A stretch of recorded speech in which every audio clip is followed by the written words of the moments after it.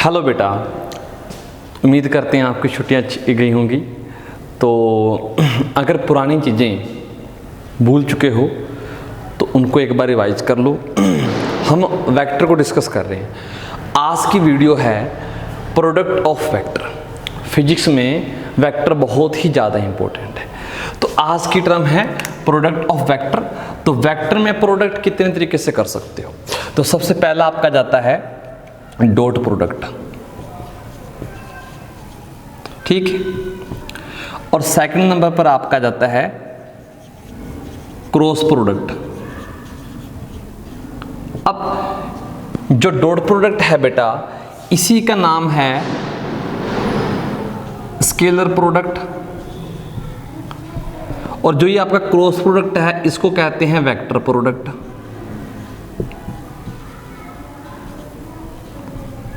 और आज हम ये करेंगे, डॉट प्रोडक्ट को अच्छे से करेंगे और उसकी प्रॉपर्टी को भी अच्छे से करेंगे।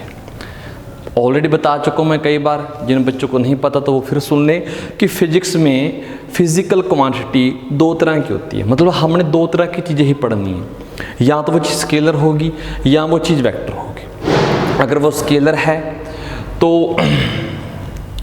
उस हिसाब से हमारे पास डॉट प्रोडक्ट से चीज़ मिल सकती है। अब देखो चीज़ें दो तरह की है, वेक्टर या स्केलर, और इन दोनों से नाम से क्लियर हो रहा है डॉट प्रोडक्ट यानी कि स्केलर प्रोडक्ट। जब वेक्टरों को प्रोडक्ट करोगे तो यहाँ से जो चीज़ें निकल कर आएंगी वो स्केलर आएंगी, और जब इस तरीके से वेक्टर को प्रोडक्ट करोगे तो यहाँ से वेक्टर चीज़ें निकल कर आएंगी। तो बहुत ही ज़्यादा इंपॉर्टेंट होने वाला है, तो इसको मिटा देते हैं यहाँ से। तो आज का टॉपिक है हमारा डॉट प्रोडक्ट या स्केलर प्रोडक्ट। अब ध्यान से देखो, इसका फॉर्मूला लिखते हैं सबसे पहले। मान लो बेटा आपके पास एक वेक्टर है ये, और एक वेक्टर है आपके पास ये। इस वेक्टर को आप ए वेक्टर कह लो, इस वेक्टर को आप बी वेक्टर कह लो, और दोनों के बीच में एंगल कितना है, थीटा। वेक्टर के बीच में कुछ ना कुछ एंगल तो होगा ना। अब क्या है, इन दोनों का डॉट प्रोडक्ट करना है तो ए वेक्टर, यहाँ पर डॉट लगा देंगे बी वेक्टर। अब ये जो प्रोडक्ट कर रहे हो इसका आंसर क्या आएगा, सर यहाँ पर हमने ए का मैग्नीट्यूड लिखना है, आपको पता होगा, नहीं पता देखो बेटा, यहाँ पर ए का मैग्नीट्यूड, फिर बी का मैग्नीट्यूड, फिर यहाँ पर आता है कोस थीटा। अब ये जो आया आपका डॉट प्रोडक्ट का फॉर्मूला, इसकी थोड़ी सी फीलिंग लेते हैं, थोड़ी सी, ठीक है ना। तो कैसे, मान लो आपके पास एक सरफेस है, इस सरफेस के ऊपर बेटा आपने एक ब्लॉक रखा हुआ है। ब्लॉक लगा लो या टिच्ची लगा लो, कुछ भी लगा लो, नीचे हल्के हल्के से टायर है, ठीक है ना। और आप इसको यहां से, अब एक आदमी है, क्या बन गया, ठीक है ना, ये इसको पकड़ कर ले जा रहा है, ठीक है ना। अब ये फोर्स लगा रहा है इसके ऊपर इस डायरेक्शन में। जब किसी चीज़ को पकड़ के फोर्स लगाते हो, चलते हो, तो ऐसे पकड़ा होता है ना आपने, तो आपकी फोर्स ऐसी लग रही है, तो ये इसके ऊपर फोर्स लगा रहा है। यानी अगर मैं ध्यान से दोबारा से इस फिगर को बनाऊं तो ये आपका एक ब्लॉक है या एक टिच्ची, और यहाँ पर फोर्स लग रही है बेटा इस डायरेक्शन में, और आपको पता है डिस्प्लेसमेंट किस डायरेक्शन में होगी, कॉमन सेंस डिस्प्लेसमेंट इस डायरेक्शन में होगी। अब आपको नहीं पता कितनी होगी, कुछ तो होगी। अब यहाँ पर इन दोनों के बीच में एंगल कितना आ रहा है, थीटा। ध्यान से, अगर ये फोर्स आपने F लगाई और ये आया आपका थीटा, तो डॉट प्रोडक्ट और कुछ नहीं बताता। अब देखो ना, सारी फोर्स तो इस डायरेक्शन में नहीं लग रही ना, आप भी देख रहे हो। अगर मेरे पास ये डस्टर है, ठीक है ना, अगर मैं इसको अपवर्ड फोर्स लगाता हूं तो ऊपर जाएगा, इस डायरेक्शन में मूव नहीं किया। अगर मैं सारी फोर्स इसी डायरेक्शन में लगाता हूं तो ये इसी डायरेक्शन में मूव कर जाएगा। लेकिन कई बार क्या होता है, हमारी फोर्स ऐसे तिरछी ऐसे लगती है, मतलब थोड़ा सा ऊपर की साइड और थोड़ा सा आगे की साइड। इससे होता क्या है, क्योंकि इसका कुछ वेट है तो जरूरी नहीं कि ऊपर हवा में उठ जाएगा, ठीक है ना, कोई वजन भी है। तो आपकी जो फोर्स है कुछ इसको ऊपर उठाने में वेस्ट हो रही है और कुछ इसको आगे, यानी कि आपकी फोर्स के दो कंपोनेंट बन चुके हैं। यानी कह सकते हैं कि आपकी जो फोर्स आपने लगाई है वो दो हिस्सों में डिवाइड हो चुकी है, दो हिस्सों में। एक हिस्सा इसको ऊपर उठाने की कोशिश कर रहा है और एक हिस्सा इसको आगे ले जाने की कोशिश कर रहा है। उसका मिला जुला काम होगा कि आगे की तरफ मूव करेगा, क्योंकि टेची भारा होगा ना, हल्की चीज़ होगी तो बेटा उठ जाएगी, ठीक है ना। तो ठीक है, तो यानी कि इसका जो हिस्सा इस साइड आएगा उस हिस्से को बोलते हो आप एफ कोस थीटा। कैसे आया सर, कैसे आया, कैसे आया, कैसे आया, अभी बता देते हैं बेटा। यहां से बेटा ये परपेंडिकुलर ड्रॉ कर लो, ठीक है, कर सकते हो, कर सकते हो, ठीक।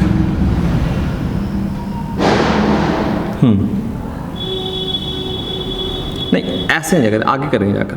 तो यानी फिलहाल के लिए इतना याद रखो कि इसका जो हिस्सा इस साइड आया वो आएगा एफ कोस थीटा, और जो इसी फोर्स का हिस्सा ऊपर ले जाना चाहेगा इसको, वो आ जाएगा एफ साइन थीटा। फिलहाल के लिए इतना याद रखो। तो आपकी डिस्प्लेसमेंट किधर हो रही है, पहले तो ये देखो, डिस्प्लेसमेंट इधर हो रही है, हाँ जी, और फोर्स कितनी लग रही है, एफ कोस थीटा।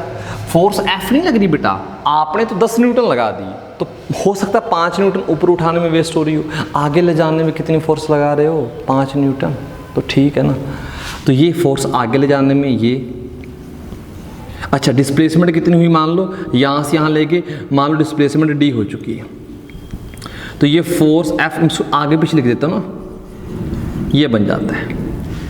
अब ध्यान से देखो, ये आपको पता फोर्स इंटू डिस्प्लेसमेंट और कुछ नहीं है, वर्क डन होता है, तो मैंने ये डब्ल्यू लिख दिया।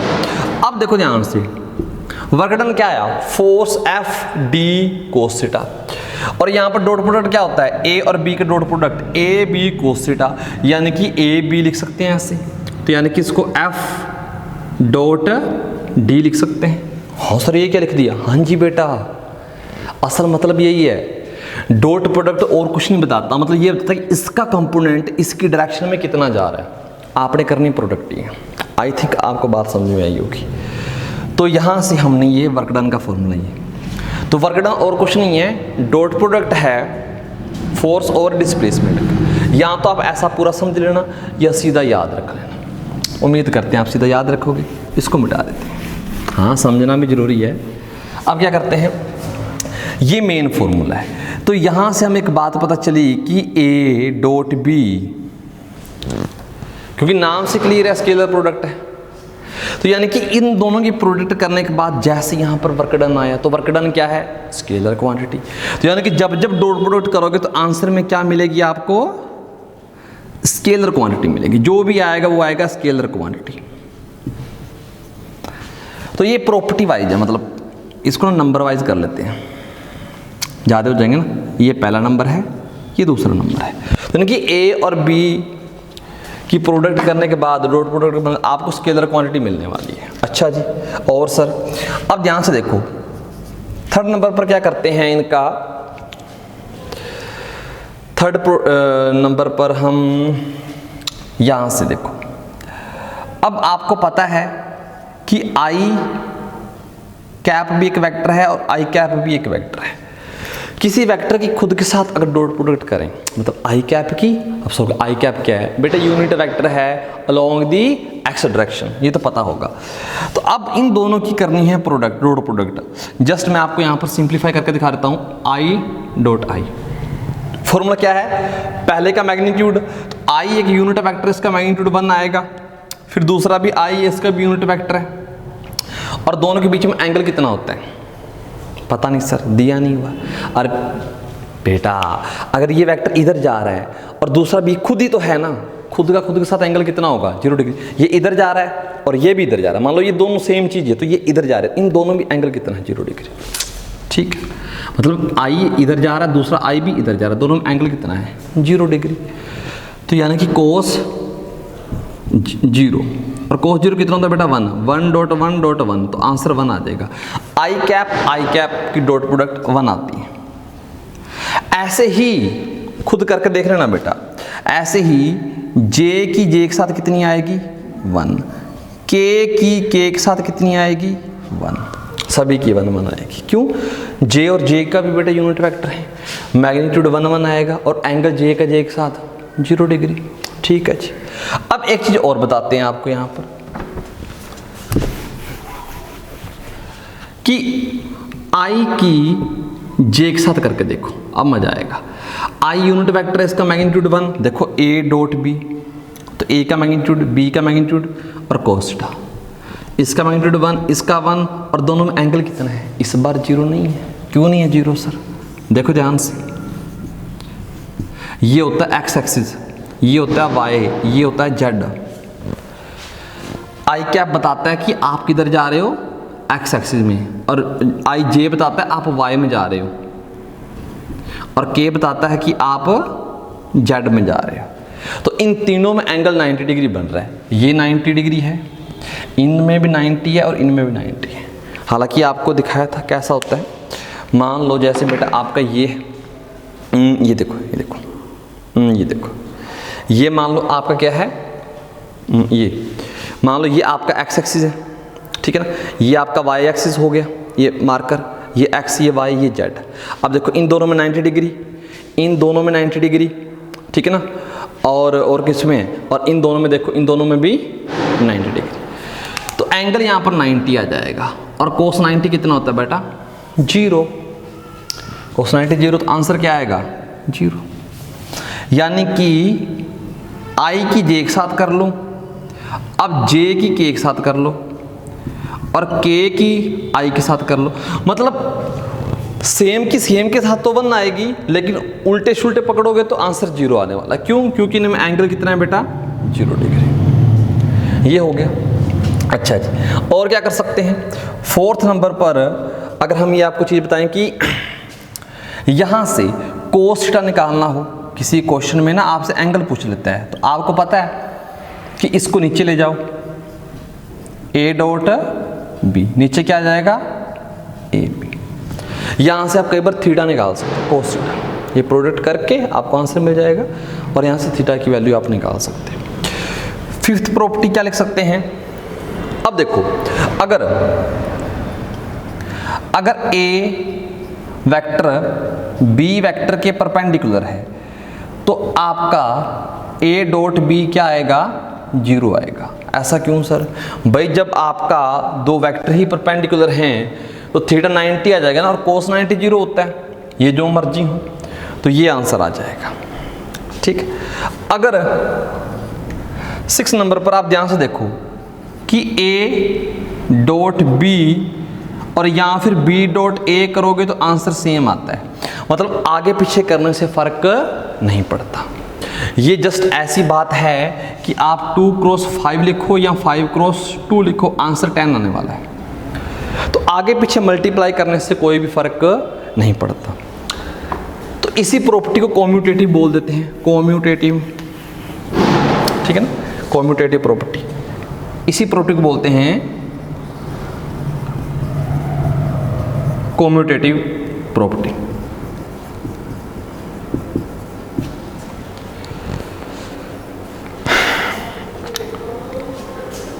ये हो गया। ओके, अब 7 नंबर पर, हाँ जी इतनी बातें होगी, ठीक है। 7 नंबर पर अब देखो, अगर वेक्टर ऐसा दिया हो,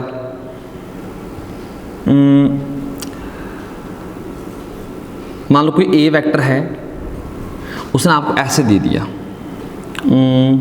2i + 3j + 5k, और एक बी वेक्टर आपको ऐसे दिया i - 2j + 3k। एक वेक्टर उसने आपको ऐसा दे दिया, ठीक है। इन दोनों की डॉट प्रोडक्ट आपने करनी है। कहोगे सर ये कैसे करेंगे डॉट प्रोडक्ट, एंगल उंगल तो बताया ही नहीं सर, ये क्या बना दिया आपने, क्या। देखो बेटा ध्यान से, अब क्या करना है आपने, करनी डॉट प्रोडक्ट है। तो ये वेक्टर क्या है, 2i + 3j + 5k, और दूसरा वेक्टर क्या है आपके पास, ये वाला, ये है i - 2j + 3k। अब जब प्रोडक्ट करते हो तो अगर आपको याद होगा कि इसकी इसके साथ करते हो पहले, फिर इसके साथ, फिर इसके साथ, फिर इसकी इसके साथ, इसकी इसके साथ, इसकी इसके साथ, यही करोगे, फिर इसकी इसके साथ, इसकी इसके साथ, और फिर इसके, ऐसा काम भी करना पड़ेगा ना। लेकिन जरा ध्यान से देखो इन चीज़ों को, इनको इनको जब 2i कैप की i कैप के साथ करोगे, i की i के साथ तो बेटा 1 आएगी, लेकिन ये सीधा आ जाएगा। अब जब i की j के साथ करोगे, ठीक है ना, i की j के साथ करोगे, क्योंकि सर -2i और ये आपका 2j। अब ये तो -4 बन गया, लेकिन i और j की डॉट प्रोडक्ट क्या आएगी? 0 नहीं आएगी, लिखवाई तो हुई है। मतलब इनका बाकियों से कुछ भी लेना देना नहीं। तो मतलब i के साथ आंसर देगा, j के साथ, k के साथ, क्योंकि बाकियों के साथ तो 0 ही आना है। इसलिए मैंने सीधी ट्रिक आपको बता दी कि i की i के साथ करनी है 2, j की j के साथ -6 और k की k के साथ +15। ठीक है, तो ये बन जाएगा 17 में से ये आ जाएगा 11। तो यानी कि डॉट प्रोडक्ट आपका आया ये वाला 11। अगर वेक्टर इस फॉर्म में दिया हो तो डॉट प्रोडक्ट ऐसे करनी है। अगर आपको वेक्टर का मैग्नीट्यूड पता हो, जैसे एग्जांपल के लिए अगर एग्जाम में कह दे कि ए वेक्टर का मैग्नीट्यूड कितना है 2 और बी वेक्टर का मैग्नीट्यूड कितना है 3 और एंगल कितना है 30 डिग्री, तो आपको अगर उसने कह दे कि ए डॉट बी निकालो, तो कैसे निकालोगे बेटा? भाई आपको ये फॉर्मूला पता है। ये मैग्नीट्यूड के लिए सिंपल ए भी यूज़ कर सकते हैं और ये भी यूज़ कर सकते हैं। तो फॉर्मूला क्या है? मैग्नीट्यूड 2, 3 और थीटा क्या है बेटा 30, और cos 30 कितना होता है? ये 6 आ जाएगा, और cos 30 होता है आपका √3/2। इससे कट गया 3 आ जाएगा, तो आंसर आ जाएगा 3√3। अगर ऐसे दिया है तो ऐसे करना है, अगर ये वैल्यू दे दी तो आपने सॉल्व ऐसे करना है। ठीक है, इसको मिटा देते हैं। अच्छा, इसको ना कई बार थोड़ा सा मेकअप करके भी लिख देते हैं। मैंने तो क्वेश्चन करवा दिया बेटा, वो कह देंगे आपको, ठीक है। इसी को थोड़ा सा लिखते हैं कि ए वेक्टर दे दिया उसने a1 i cap plus a2 j cap a3 k cap, और b वेक्टर क्या दे दिया बेटा उसने आपको b1 i cap plus b2 j cap plus b3 k cap, ऐसा दे दिया। वो कह रहा है आपको a डॉट b निकालनी है। अब पता है ना आपको कि i की i के साथ, j की j के साथ और k की k के साथ, यही काम करना है। तो ये आपका आ जाएगा a1 b1 plus a2 b2 a3 b3। तो इनकी प्रोडक्ट ऐसे करनी है आपने। ओके, अब थोड़े से क्वेश्चन देखते हैं, एक आधा क्वेश्चन देखते हैं, आप साथ साथ करते रहना। हल्के हल्के क्वेश्चन देखते हैं। आपको ए वेक्टर दे दिया, ठीक है ना।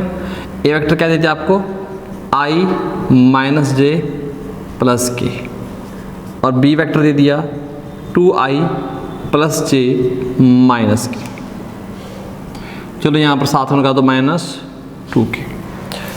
आपने डॉट प्रोडक्ट निकालनी है, सिंपल सी बात है। डॉट प्रोडक्ट करो, ए वेक्टर डॉट बी वेक्टर। तो क्या रूल होता है बेटा सीधा सीधा कि i के साथ क्या 1 और यहाँ पर i के साथ क्या 2, तो इन दोनों की आपस में प्रोडक्ट करोगे 2 और 1 की प्रोडक्ट 2 आएगी। ठीक है, यहाँ पर j के साथ क्या है -1 और यहाँ पर j के साथ +1, तो इन दोनों की -1 और +1 की प्रोडक्ट क्या आएगी? -1 आएगी। यहाँ पर क्या आ जाएगा? ये +1 है, ये -2 है, इनकी प्रोडक्ट आपकी -2 आ जाएगी। तो इन दोनों की प्रोडक्ट करने के बाद आपके पास आया आंसर -1, क्योंकि ये तो इससे कैंसिल हो जाएगा, कट जाएगा। तो यानी कि ए और बी की डॉट प्रोडक्ट कितनी आई आपके पास? -1 आई। निकालना था, निकाल दिया। अब ये क्वेश्चन है आपके पास, मान लो ये ए पार्ट है, आपने निकालना था फर्स्ट पार्ट। इसी में सेकंड पार्ट क्या कह रहा है, ठीक है ना। आप क्या निकालो? एंगल निकालो, एंगल, ठीक है ना। फाइंड ना फाइंड, पहले तो ये निकालो magnitude of A vector and B vector. आपने ए और बी वेक्टर का मैग्नीट्यूड निकालना है। निकाल सकते हो कितना आएगा? अरे सिखाया हुआ था बेटा, मैग्नीट्यूड निकालना है, क्या करना है, अंडर रूट लेना है। आई के साथ क्या लगा 1, तो 1 का स्क्वायर, जे के साथ -1 तो इसका स्क्वायर, प्लस के के साथ 1 इसका स्क्वायर। तो आंसर में क्या आ जाएगा, अंडर रूट 1 + 1 + 1 = अंडर रूट 3।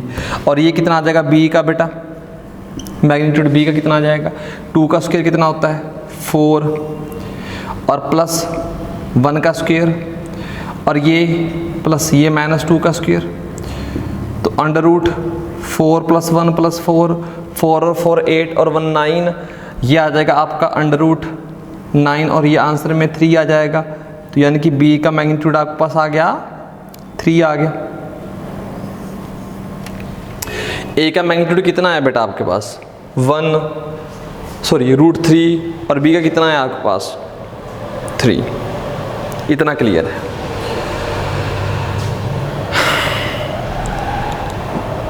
हो गया। अब वो कहे कि फाइंड द एंगल बिटवीन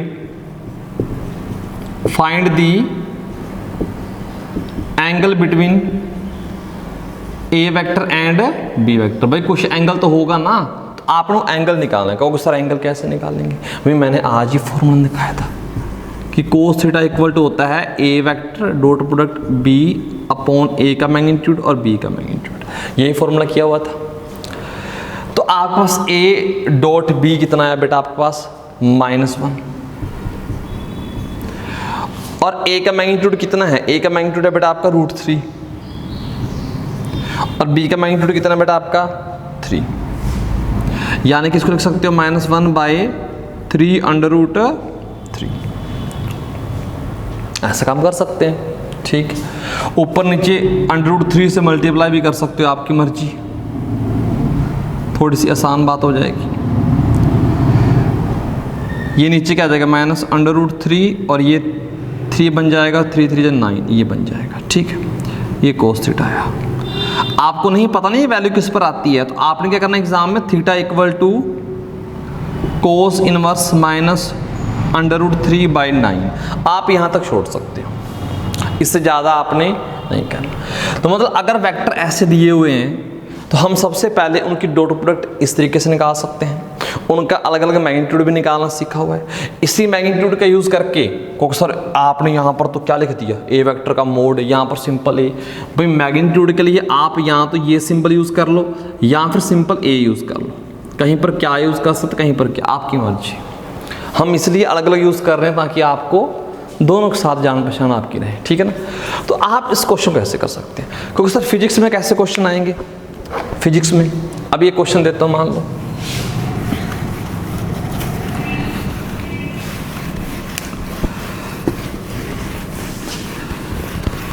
अभी ये क्वेश्चन देते हैं बेटा, अभी ये क्वेश्चन देते हैं, ठीक है। मान लो आपको उसने क्या दिया कि फोर्स कितनी है 2I + 3J - K और फोर्स इतनी लगाई और डिस्प्लेसमेंट वेक्टर क्या है बेटा 3I - J + 2K। क्या कह रहा, फोर्स वेक्टर ये है, डिस्प्लेसमेंट वेक्टर ये, आपने वर्क डन निकालना है। लॉज क्वेश्चन पूछ लिया उसने, और वर्क डन निकालना है। तो वर्क डन होता क्या है, वर्क डन होता है सर फोर्स इनटू डिस्प्लेसमेंट का डॉट प्रोडक्ट, आज ही बताया था स्टार्टिंग में। आपने और कुछ नहीं करना है न्यूमेरिकल में, आपने क्या करना है, जस्ट इनकी डॉट प्रोडक्ट करनी है, तो फिजिक्स का न्यूमेरिकल बन जाएगा। तो करके देखना बेटा, आई की आई वाले के साथ तो 6 बन जाएगा, ये -3 आ जाएगा और ये -2 आ जाएगा, तो 6 - 5 तो 1। अच्छा आपको इसकी यूनिट शायद पता हो, जूल होती है वर्क डन की यूनिट, तो 1 जूल आपने वर्क डन कर दिया, ठीक है। और